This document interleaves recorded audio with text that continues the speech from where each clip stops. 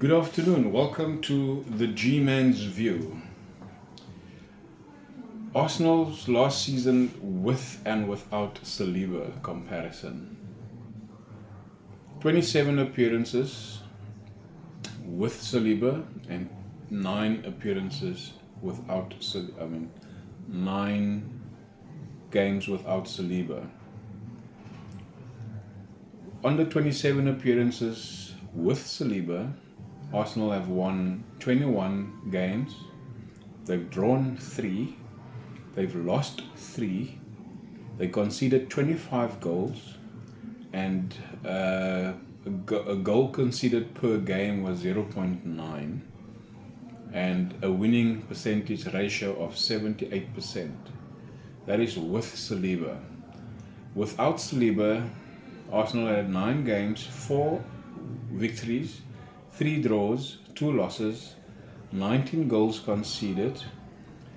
Goals per game conceded is 1.9, which is average of almost 2, and a winning ratio percentage of 44.4. This season I don't have those stats. However, with the eye test, it started well, and then currently it's not good. So Saliba in himself looks a bit jaded in defense for the last few games. In the beginning, they were rock solid. They were one of the top teams that conceded the least amount of goals, but now they're leaking goals almost 14 in the last 6 games, which is a lot. I'm speaking under correction, but that is the Saliba scenario, whereby I feel that he's come out after the Liverpool FA Cup game to say that they want to be stronger when they come back. So let's hope. Dubai, warm weather, training is doing them well. So let's wait and see. And then what I want to say is, last year Saliba obviously got injured in May, I think, and was in May. Well, somewhere in the second round of last year, he got injured with a back injury, and he is the remainder of the season he hasn't played, and that was down to not having a sufficient backup for him. Now we're sitting with the same scenario where Gabriel Jesus is injured and seems to be a long-term injury with a knee injury of, I think, 3 months, and that is also a very long injury, and that might just be 1 or 2 games, 3 games before the end of the season. So we're sitting with that scenario, and again, we don't have a sufficient backup for him yet. Whether we're going to go out and get it or not, that to me is unacceptable. Now here's the thing that I have in my mind, very controversial. Is it because somebody in the club is creating these stories and injuries for Arsenal to go down? Could it be the manager? Could it be the player? Could it be the owners? Could it be the doctors, medical team? Who is it? Because it is very funky and very, very interesting to see that again, an integral player, very influential player, that might again have a part in our decision, bar the fact that we're not playing very well, bar the fact that we're not scoring the goals, bar the fact that we're not winning. But the same amount of games we have either drew or lost in the latter stage of last season, and our form currently is again not good form, and we're losing a player to injury. So let it mull a bit in your mind, and just think about the scenarios last season and now this season. So it's very similar, and is also very crucial to our title challenge. That's just me. Very controversial thoughts. But you know what? It's something to sort of look into. And then the next one I want to talk about is Bukayo Saka and Phil Foden. Now, a lot of mainstream media, pundits, and also rival fans, social media creators, content creators, are saying that Phil Foden is brilliant in the absence of KDB. But yes, it's the stat, and you can see it here, is that Phil Foden and Bukayo Saka had the same amount of appearances in the EPL, which is 19 appearances. Foden has 5 goals, 6 assists. Bukayo Saka has 6 goals, 6 assists. And the narrative is that Bukayo Saka is poor, which you get a lot of flack, a lot of criticism, and Phil Foden is apparently brilliant in the absence of KDB, which makes him a good player. But the stats don't lie.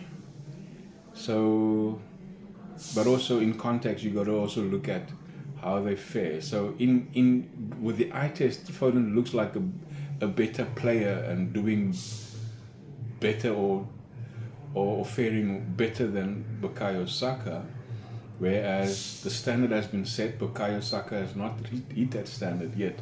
So with the eye, you maybe see a different sort of scenario in how they play.